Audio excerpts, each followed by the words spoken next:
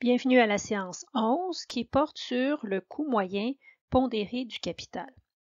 C'est la suite logique des séances 9 et 10 au cours desquelles vous avez appris à évaluer la rentabilité d'un projet d'investissement, notamment à l'aide du critère de la VAN. Pour calculer la VAN d'un projet, vous avez dû actualiser des flux de trésorerie pertinents au projet à un taux d'actualisation qui vous était fourni. Maintenant, dans le cadre de la séance 11, nous apprenons à calculer ce taux d'actualisation qui est le coût moyen pondéré du capital. Alors, voici le plan de travail que je vous propose. Dans un premier temps, nous allons regarder les sources de financement pour une entreprise, les grandes familles, pour ensuite nous intéresser à leurs coûts, qui va nous amener à regarder de plus près le calcul du coût moyen pondéré du capital.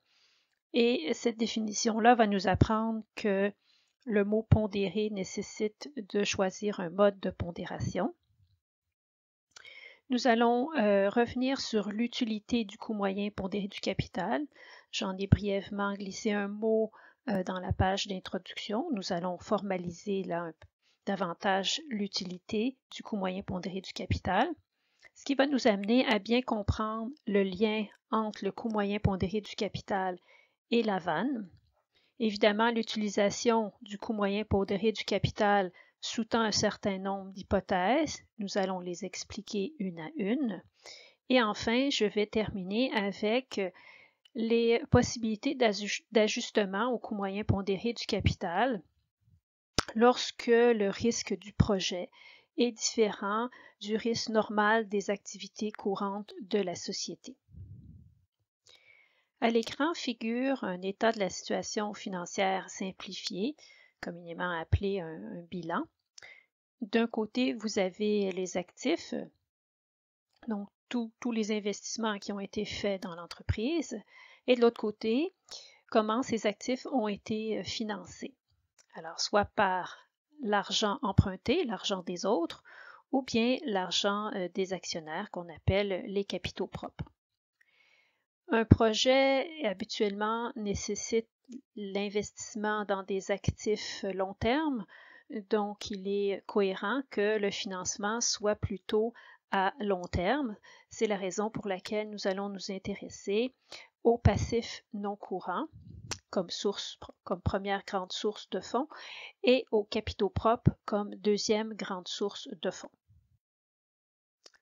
Une entreprise a la possibilité de se financer par plusieurs sources de financement. Au passif, on peut penser à un prêt à terme, à une hypothèque par exemple, ou encore à l'émission d'une débenture ou d'une obligation. Au niveau des capitaux propres, il y a évidemment les actions ordinaires pour une société par action, mais il pourrait y avoir aussi des actions privilégiées. Pour les fins du cours de gestion financière 1, nous allons nous limiter à deux sources de fonds principales.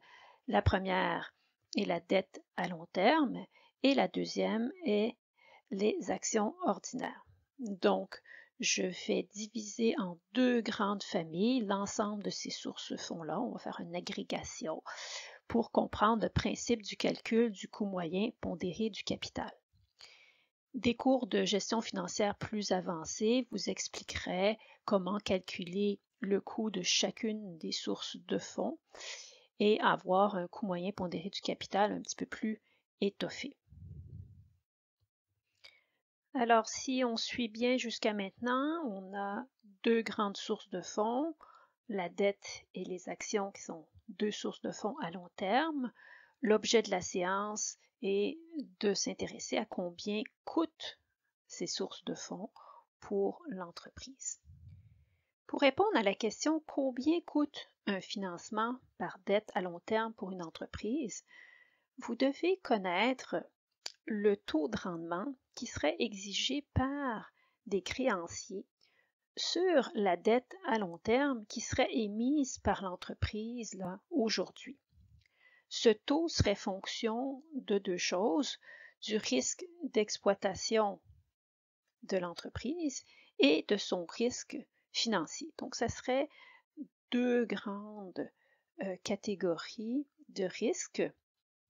Évidemment, il y a peut-être d'autres facteurs qui influenceraient votre taux de rendement exigé, mais à la base, vous devriez au moins avoir de l'intérêt pour connaître le risque d'exploitation de l'entreprise et son risque financier.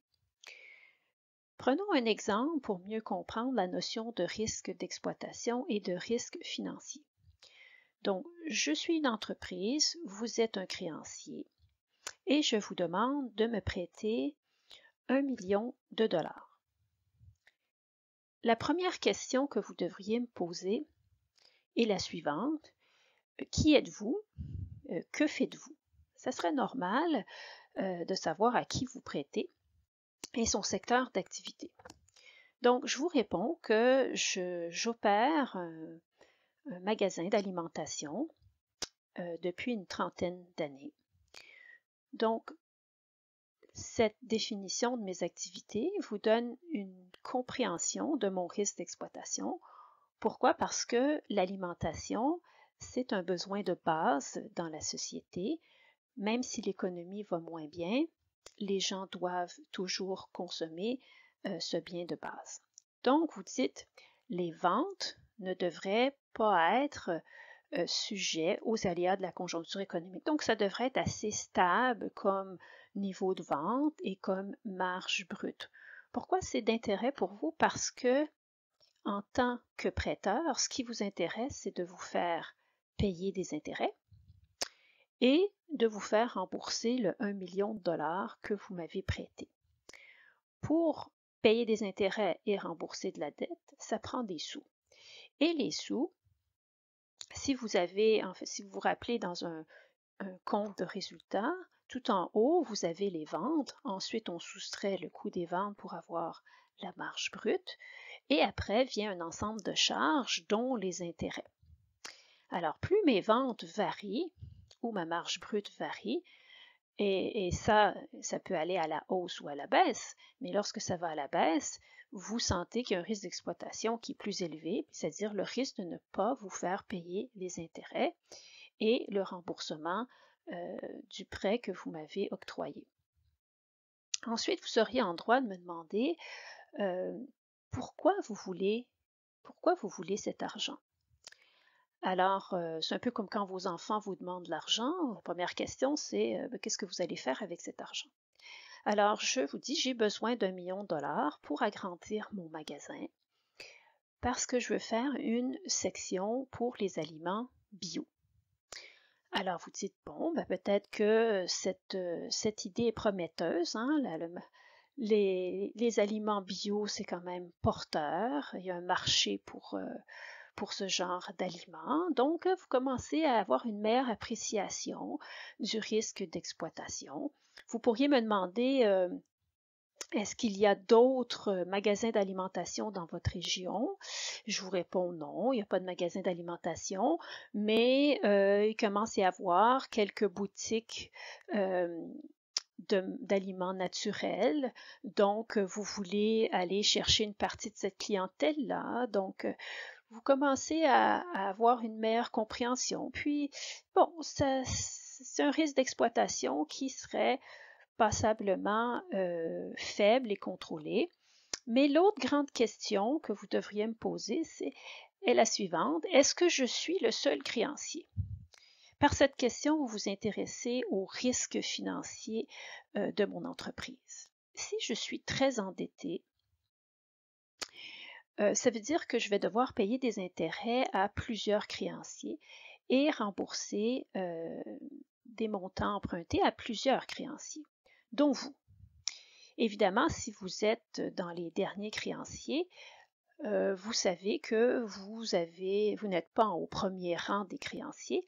Donc, plus une entreprise est endettée, plus la probabilité que je ne sois pas capable de vous payer est grande. Alors, à deux entreprises complètement égales, donc deux magasins d'alimentation, vous en avez un qui est endetté et l'autre ne l'est pas, mais vous devriez exiger un taux de rendement pour me prêter des sous plus élevé si je suis déjà endetté que si je ne le suis pas. Alors, le risque financier est une composante importante de la détermination du taux de rendement que vous devriez exiger. Alors, prenons un exemple.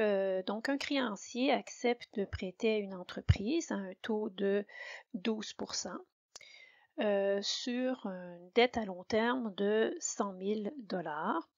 Le remboursement se ferait à raison de 10 000 $ par année pendant 10 ans. Donc, ce serait des remboursements égaux. Et l'intérêt sur la dette à long terme pour la première année se calculerait ainsi. On prend le 100 000 $, on le multiplie par le 12 % d'intérêt annuel, ce qui donne une charge d'intérêt de 12 000 $ pour la première année. Le taux d'imposition de la société est de 30 %. Vous comprendrez que ce calcul s'applique uniquement pour la première année parce que la deuxième année, il va y avoir eu un remboursement de capital de 10 000 $. Donc, le prêteur prendra intérêt sur le solde du prêt qui sera de 100 000 moins le 10 000 $, donc 90 000 $. Maintenant, je vous pose la question suivante. Est-ce que le financement par dette à long terme coûte réellement 12 000 $ pour l'année 1? La réponse à cette question est non. Pourquoi? Parce que les intérêts sont des charges déductibles d'impôts. En d'autres termes, l'entreprise paye moins d'impôts parce qu'elle peut déduire les intérêts qui sont payés sur sa dette à long terme. Regardons cela d'un peu plus près à l'aide d'un exemple. Vous avez ici une entreprise qui génère des ventes de 1 million de $. Lorsque un coût des ventes de 750 000 $ est soustrait, donc c'est une marge brute de 25 %. De cette marge brute, on soustrait un ensemble de charges. On a des frais de vente, des frais d'amortissement, des frais d'administration, ce qui nous donne un résultat net avant intérêts et impôts de 100 000 $. De ce 100 000 $, parce que nous avons contracté une dette de 100 000 $ à 12 %, vous pouvez déduire les intérêts de 12 000 $. Cette déduction vous amène un résultat net avant impôt de 88 000 $, sur lequel 30 % d'impôts seront prélevés, ce qui donne un déboursé d'impôt de 26 400 $. On refait le même exercice, cette fois-ci dans l'autre colonne. Rien ne change à l'exception que les intérêts sont de 0 $. Donc, ce serait le cas d'une entreprise qui n'aurait pas contracté cet emprunt, cette dette à long terme de 100 000 $. Donc, les intérêts seraient nuls. Le résultat avant impôt serait ainsi de 100 000 $. 30 % de 100 000 $ donnerait une facture d'impôt de 30 000 $. On voit ici qu'il y a une différence entre les deux postes d'impôt. Lorsqu'elle déduit les intérêts de 12 000 $, l'entreprise paye 26 400 $ d'impôt. C'est bien ce qu'on a vu à la diapo précédente. Lorsqu'elle ne déduit aucun intérêt, elle paye 30 000 $ d'impôt. Ce serait le cas où l'entreprise ne contracte pas d'emprunt.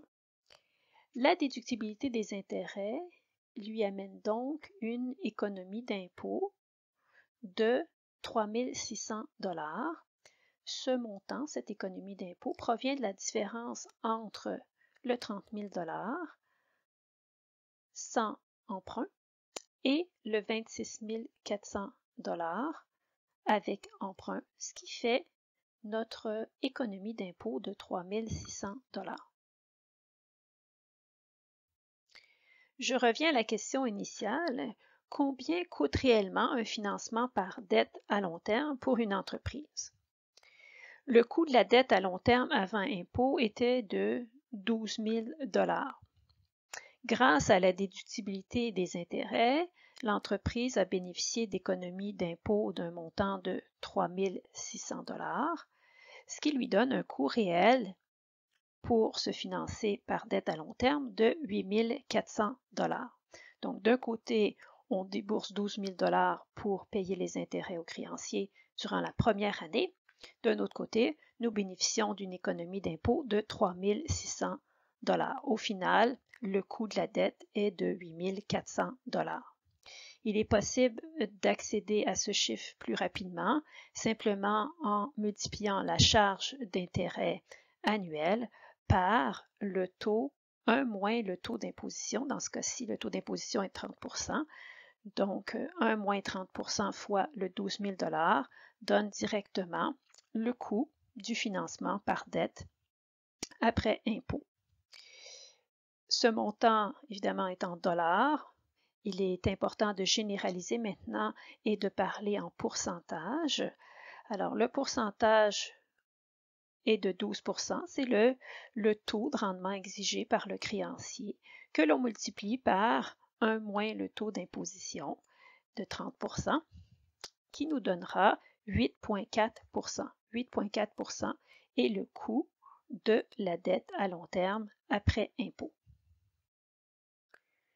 Nous avons terminé la partie du coût d'un financement par dette à long terme. Maintenant, il faut s'intéresser à l'autre grande famille de sources de fonds que sont les actions ordinaires d'une entreprise. Donc, je vous pose la question, combien coûte un financement par action ordinaire pour une entreprise? Alors, il faut connaître le taux de rendement qui est exigé par les investisseurs sur les actions ordinaires qui seraient émises par l'entreprise aujourd'hui. Ce taux est évidemment fonction du risque d'exploitation et du risque financier de l'entreprise. Ces deux risques ne vous sont pas inconnus parce que je vous en ai déjà parlé pour estimer le taux de rendement qui serait exigé pour un créancier. Est-ce que ces risques seraient différents pour un actionnaire? En fait, le risque d'exploitation resterait le même, mais le risque financier, il faut comprendre que les actionnaires sont les derniers à être payés en cas de liquidation de la société. Donc, ce sont les bailleurs de fonds qui assument le plus de risques dans l'entreprise. Et donc, le taux de rendement qui serait exigé pour les actions ordinaires d'une société serait toujours supérieur à toutes les autres sources de fonds dans l'entreprise. Donc, il est normal de s'attendre à ce que le taux de rendement exigé par un actionnaire ordinaire sera supérieur au taux de rendement exigé par les créanciers sur la dette à long terme. Alors, revenons à notre exemple. Alors ici, je vous propose que les actionnaires exigent un taux de rendement de 18 %. On remarque ici que 18 % est supérieur aux 12 % exigés par les créanciers sur la dette à long terme. Cet écart reflète la réalité que les actionnaires ordinaires supportent un risque accru par rapport aux créanciers. Ici, on parle d'une émission de capital de 5 millions de $. Ce 5 millions de dollars, donc on va émettre un certain nombre d'actions à un certain prix. Le produit de cette émission serait de 5 millions de $. Je vous pose la question maintenant, est-ce que le coût du financement par action coûte effectivement 18 % à l'entreprise? La réponse est oui, tout simplement parce que les dividendes qui sont versés aux actionnaires ne sont pas déductibles d'impôt, contrairement à la charge d'intérêt qui était payée aux créanciers. Alors, récapitulons ce que nous avons vu jusqu'à maintenant. Le coût d'un financement par dette à long terme sera symbolisé par la lettre K, donc K dette, est égal au taux de rendement qui est exigé par les créanciers. On demande aux créanciers, aujourd'hui, nous souhaitons contracter une dette, vous nous prêtez à quel taux? Ce taux exigé par les créanciers, nous le multiplions par 1 moins le taux d'imposition de la société parce que les intérêts sont déductibles d'impôt. Le coût d'un financement par dette sera donc inférieur au taux de rendement exigé par les créanciers. Pour ce qui est du coût d'un financement par action ordinaire, nous représenterons ce coût par la lettre K et en indice, on pourra lire action. Ce coût sera exactement égal au taux de rendement exigé par les actionnaires. Donc, on dit aux actionnaires, aujourd'hui, nous émettons des actions ordinaires.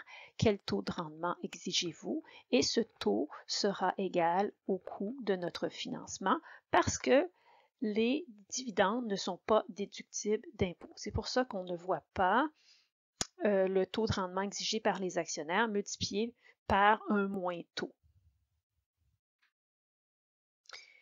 Alors, si je vous demandais combien coûte en moyenne le financement de l'entreprise, est-ce que vous feriez le calcul suivant, c'est-à-dire d'additionner le coût de la dette de 8,4 au coût de la dette d'un financement par action de 18 divisé par 2.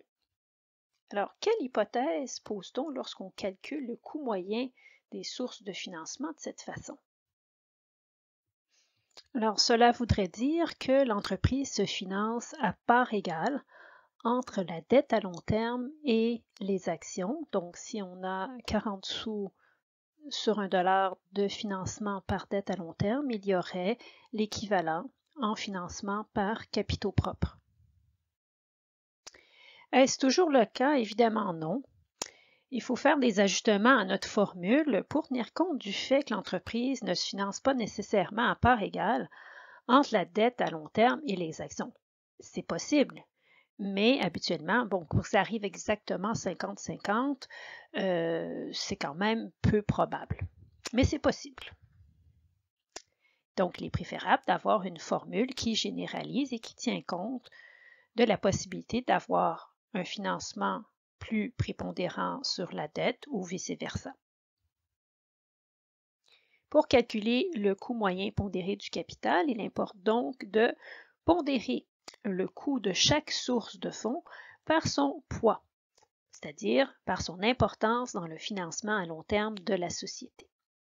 À l'écran figure l'équation du coût moyen pondéré du capital. Vous remarquez qu'il y a deux grandes composantes, les deux grandes parenthèses, qui sont séparées du signe plus. Donc, on additionne l'importance de chaque source de fonds multipliée par son coût.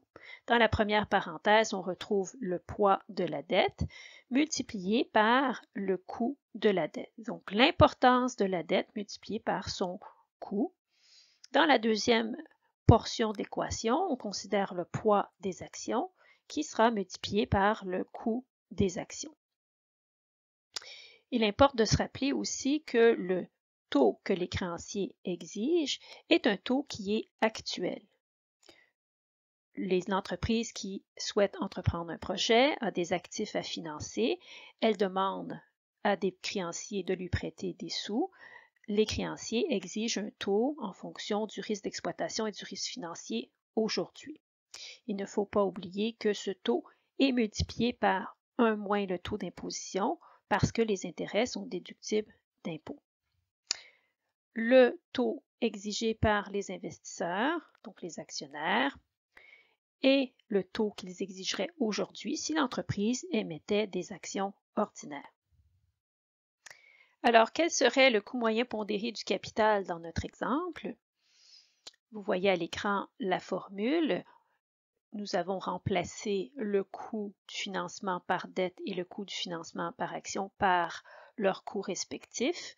Le coût d'un financement par dette étant le 12 multiplié par 1 moins le taux d'imposition de 30 ce qui donnait notre 8,4 Ensuite, vous avez le coût d'un financement par action ordinaire de 18 Donc, ces coûts, le coût de financement par dette et le coût de financement par action sont respectivement multipliés par leur poids. Alors, ce qui nous manque pour avoir le résultat, puisque le coût moyen pondéré du capital, c'est effectivement un pourcentage, il nous manque la pondération de chacune des sources de financement.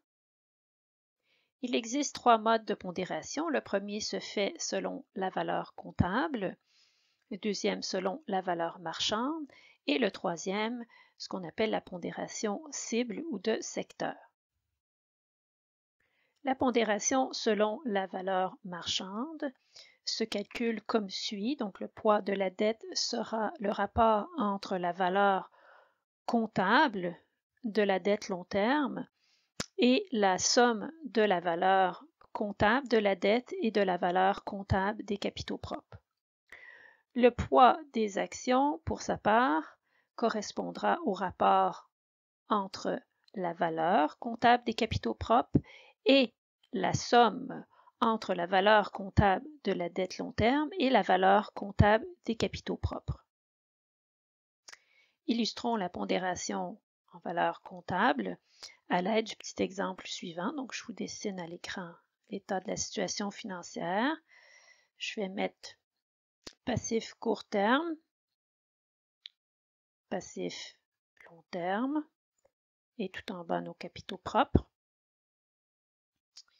Ici, nous avons nos actifs. Alors, pour $1 d'actifs, j'ai trouvé $1 de financement, que ce soit de la dette ou des capitaux propres. L'idée de la pondération en valeur comptable est de s'intéresser à l'importance que peut avoir une source de fonds long terme dans l'ensemble des sources de fonds long terme. Donc, si je vous dis, par exemple, que le passif à long terme représente 50 sous pour chaque dollar d'actifs et que le passif court terme en représente 10, les capitaux propres en représenteront 40. Donc, ce que je veux savoir quand je vous demande le poids de la dette, on s'entend ici c'était dette long terme, et ce sera la valeur comptable du passif long terme, de la dette long terme, sur la totalité du financement long terme. Donc, ce sera 50 sous plus 40 sous. Donc, regardez ici, c'est bien l'ensemble des sources de fonds à long terme. Si je vous demande maintenant le poids des actions, ce sera l'inverse. On a 40 sous de valeur comptable sur la totalité, donc le 50 sous plus le 40 sous.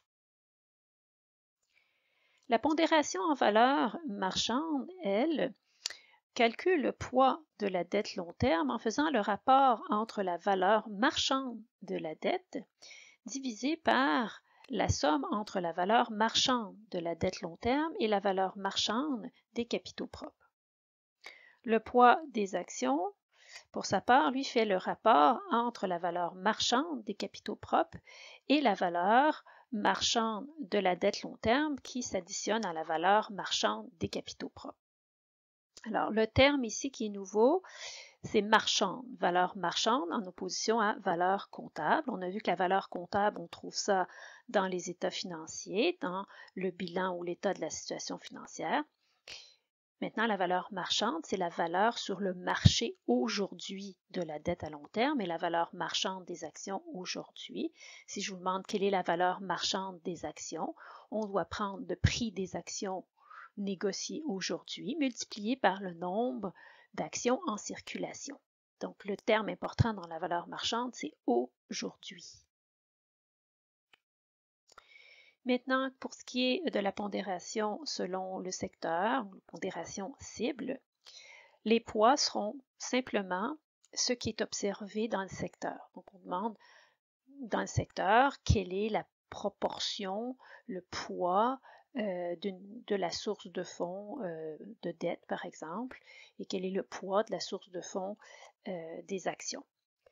Alors, ici, on se fie au secteur. Quand on dit cible, ça pourrait être aussi ce que l'entreprise vise comme proportion, répartition dans sa structure de capital entre la dette à long terme et les actions.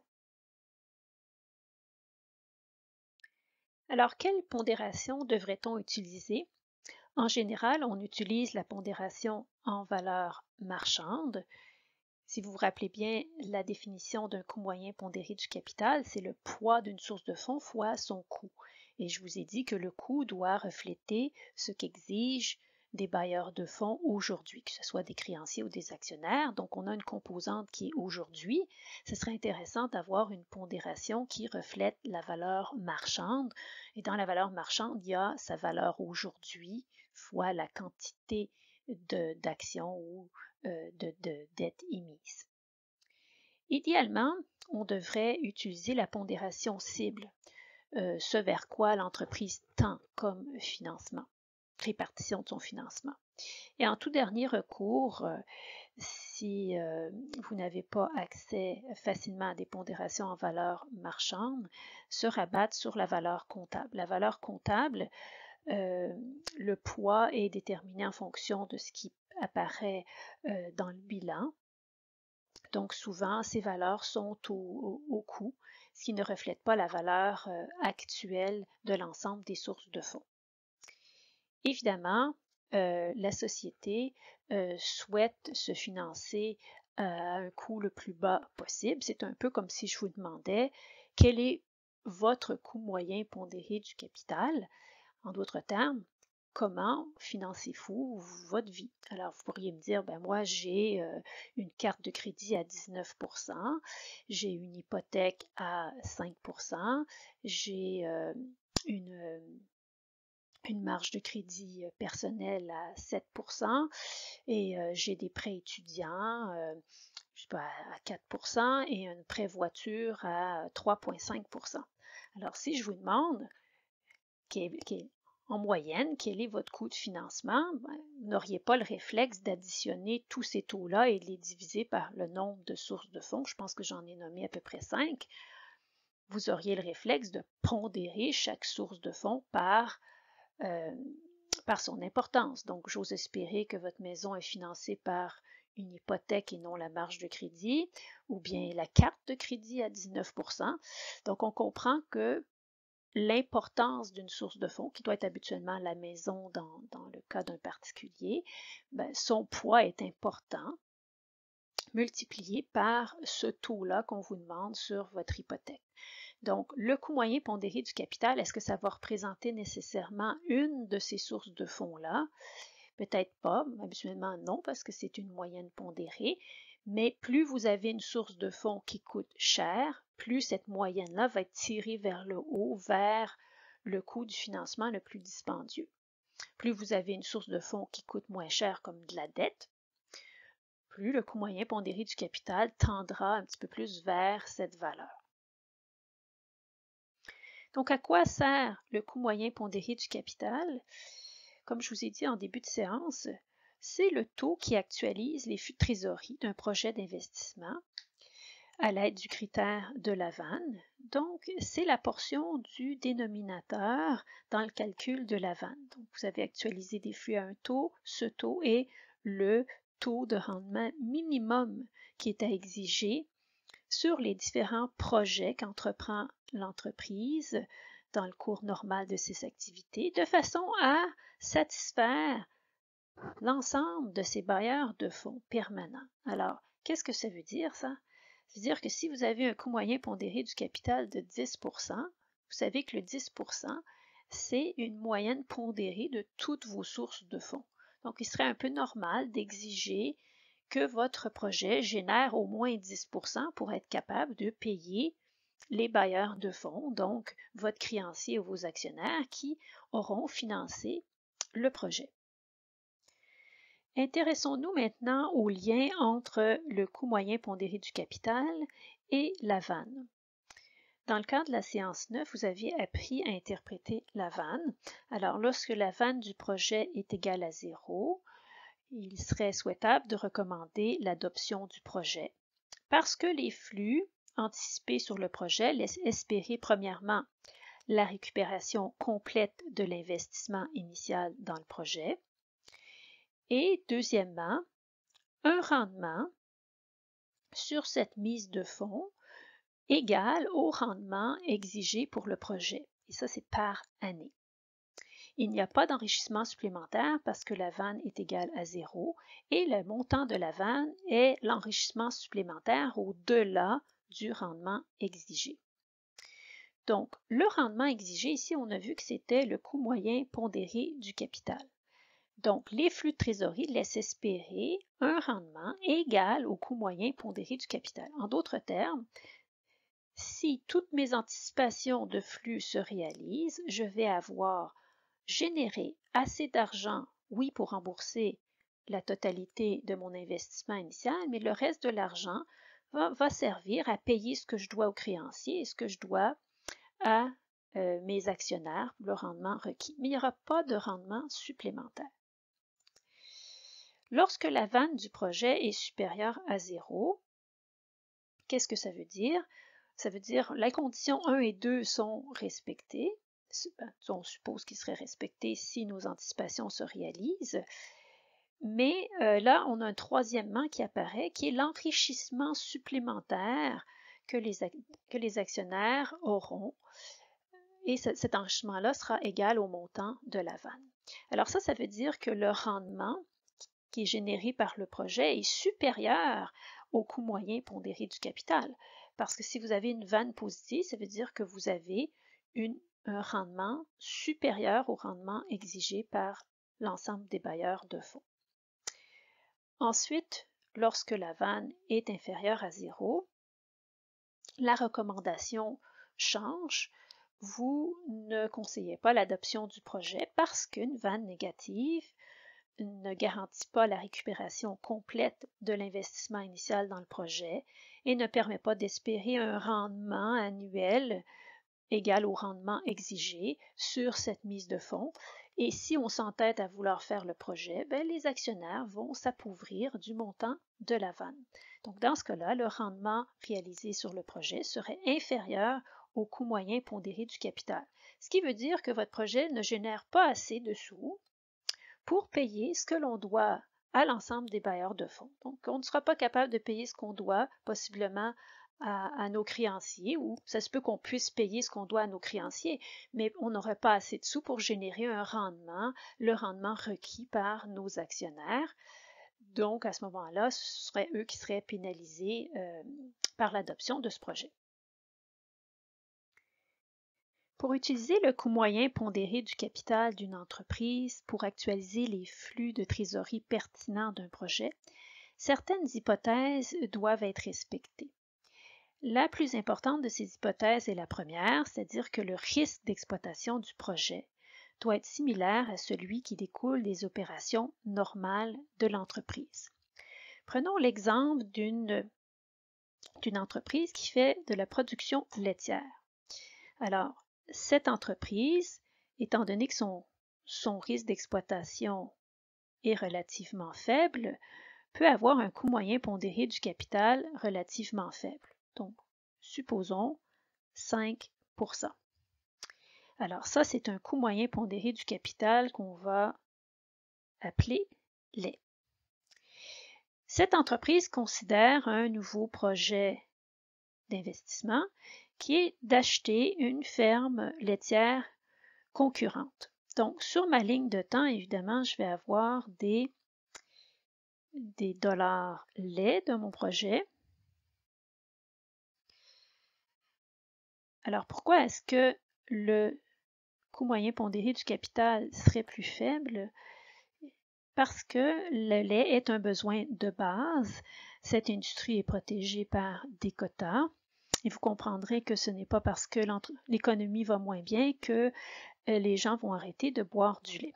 Alors, si je considère ce projet, je vais actualiser les flux au coût moyen pondéré du capital de la société.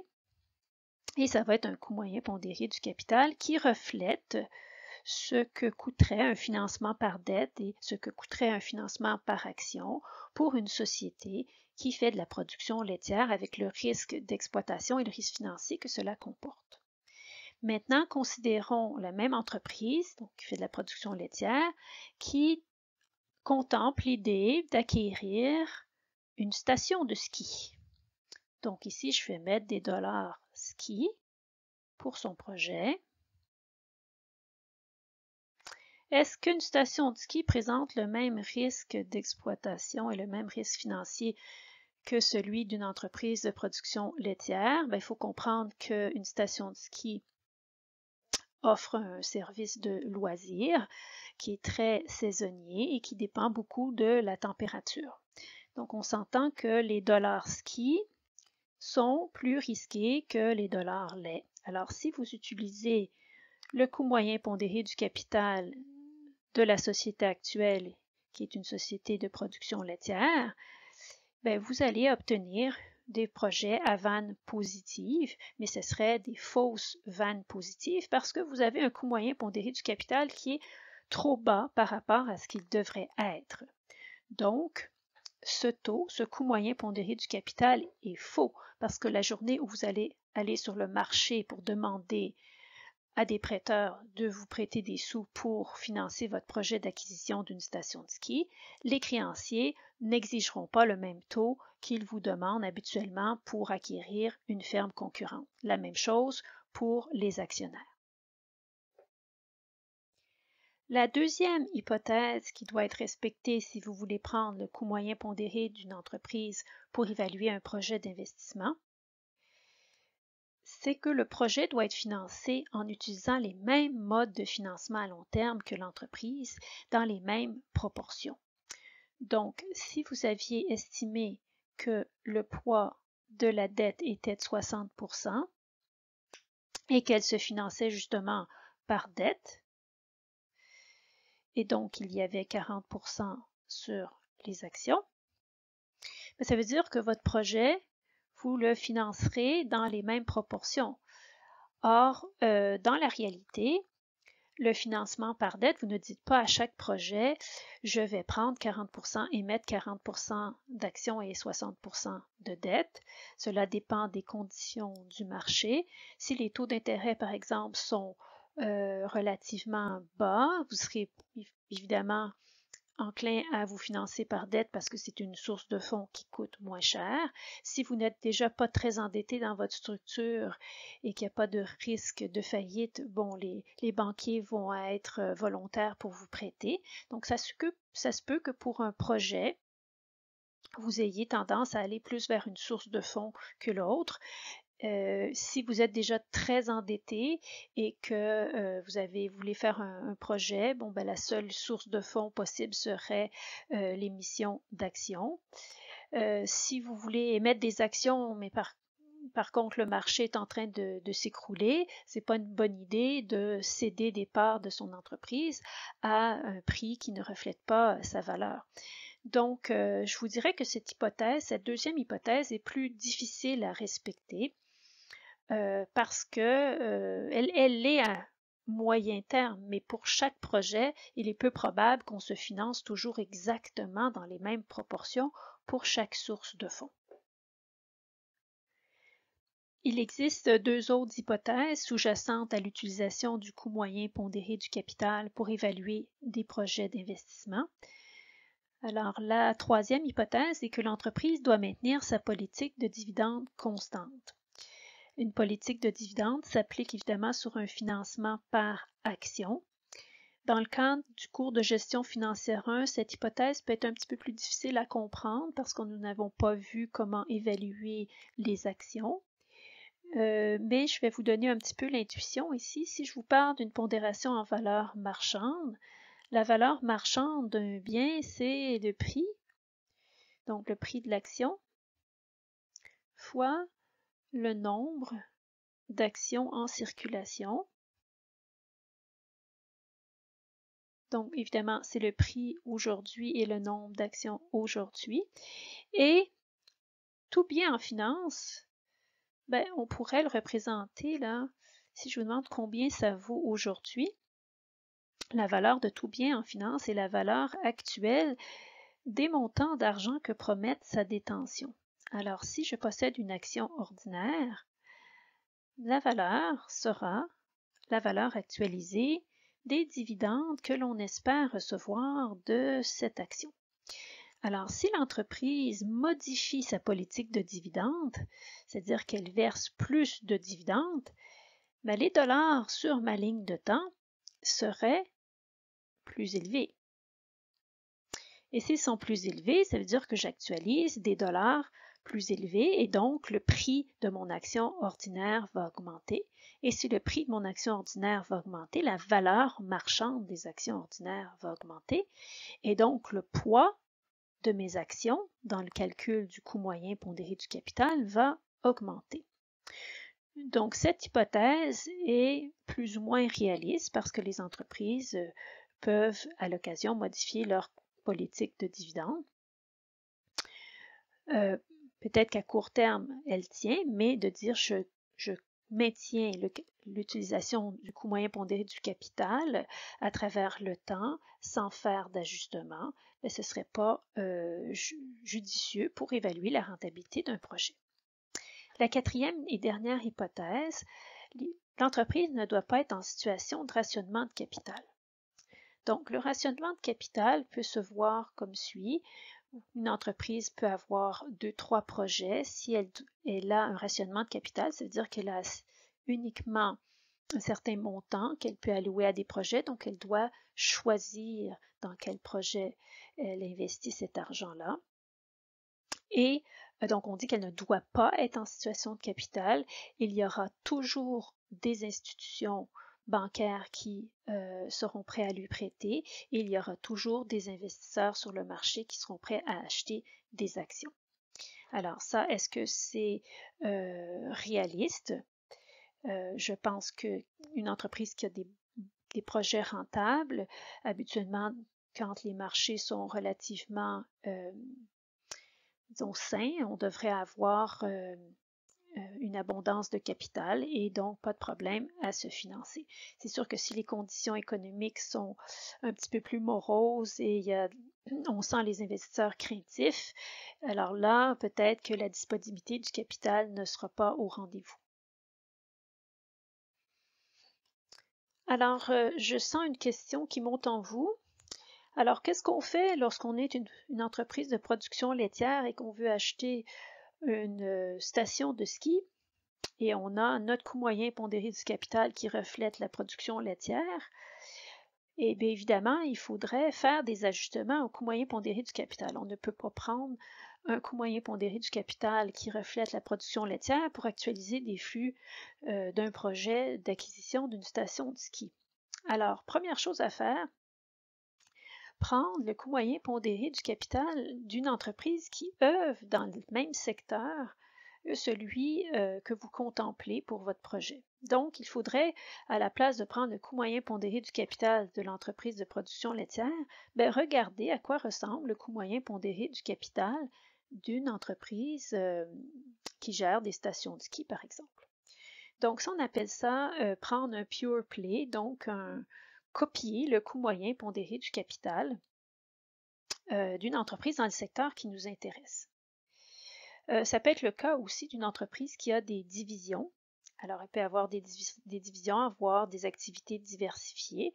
Si elle prend le coût moyen pondéré du capital de l'entreprise en général, ce dernier reflète cette variété d'activités. Si le projet est pour une division en particulier, dans ce cas-là, il faudrait prendre le coût moyen pondéré du capital de la division, donc un coût moyen pondéré du capital qui reflète les activités de cette division. La deuxième possibilité est de faire des ajustements qu'on qualifierait de subjectifs au coût moyen pondéré de l'entreprise. Et là, ça serait adéquat si les projets sont plus ou moins dans le même secteur d'activité. Donc, il y a des petites variantes, mais ce n'est pas à l'extrême comme par exemple la production laitière et le ski. Alors, une entreprise pourrait décider de dire, bon, j'ai mon coût moyen pondéré du capital et lorsque nous évaluons que le risque est plus faible, nous diminuons le coût moyen pondéré du capital de 2% par exemple. Et lorsque nous jugeons que le projet est un petit peu plus élevé en termes de risque, nous le majorons de 3%.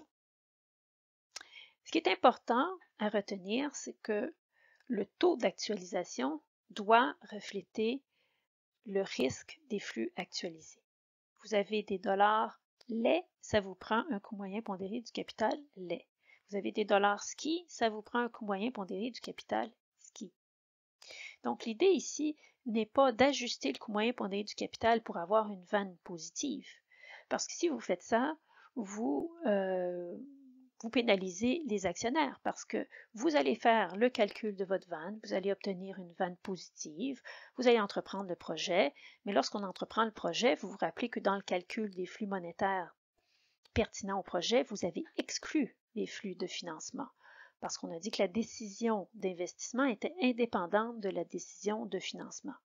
Donc, au moment où vous allez dire oui, j'entreprends mon projet, vous allez devoir aller sur le marché et dire j'ai besoin d'emprunter ou j'ai besoin d'émettre des actions. À ce moment-là, les prêteurs et les actionnaires vont évaluer le risque et vont exiger un taux de rendement en conséquence. Donc, si dans votre coût moyen pondéré du capital, vous avez sous-estimé ce risque perçu, bien, vous avez actualisé un taux qui était trop faible.